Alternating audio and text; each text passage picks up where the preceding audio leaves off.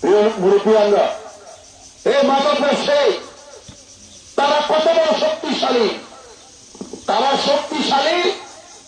নায়েব উজ্জ্বল ব্রাহ্মণ করা বাংলাদেশ জাতীয়তাবাদী দল আজকে সরকার গঠন করেছে।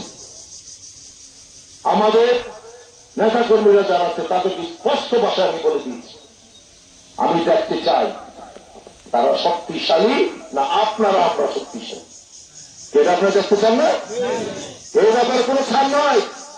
কোন মাদক ব্যবসায়ী ক্ষেত্রে তো বড় শক্তিশালী হোক, আমি ইতিমধ্যে শুনেছি আপনারা নাকি কাউকে কাউকে থমকি দেন। এত বড় সাহস কোথায় পেয়েছেন আপনারা? আমার লাশের উপরে তারা দিয়ে আপনাকে মাদক ব্যবসা করতে হবে ইনশাআল্লাহ। আমাকে অনেকেই বলে যে ভাই আপনি একটু সাবধানে থাকতে হবে। আরে ভাই, আমার ভাইও নাই বোনও নাই, আমি একলা মানুষ।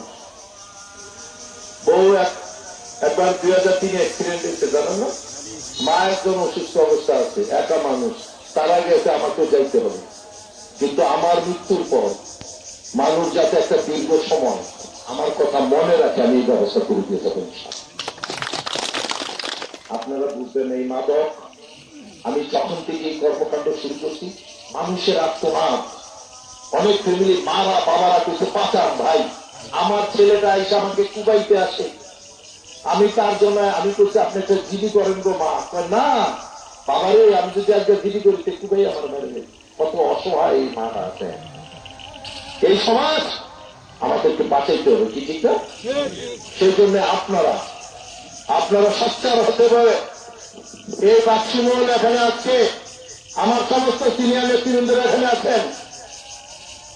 আমার নেতাদেরকে বলে দিতে চাই, আপনাদের কারো আশ্রয় প্রশ্রয়ে কোন মাদক ব্যবসায়ী, কোন মাদক সেবনকারী আশ্রয় প্রশ্রয় যদি পায়, আমার প্রধানমন্ত্রী জনাব তারেক রহমান ঘোষণা দিয়েছেন এই ব্যাপারে কোন দল নয় কাউকে ছাড় দেবে না।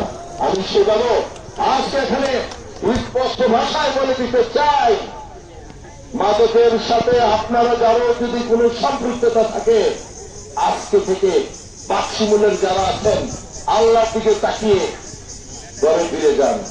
আর তা না হয় আমি কাউকে এক ইঞ্চি কোন ছাড় দিব না ইনশাআল্লাহ।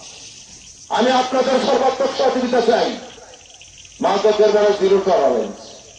এখানে যত শক্তিশালী হোক, যত বড় মায়ের পেটে হোক, খাপলা দিয়ে ধরে নেবেন, কি পারবেন না?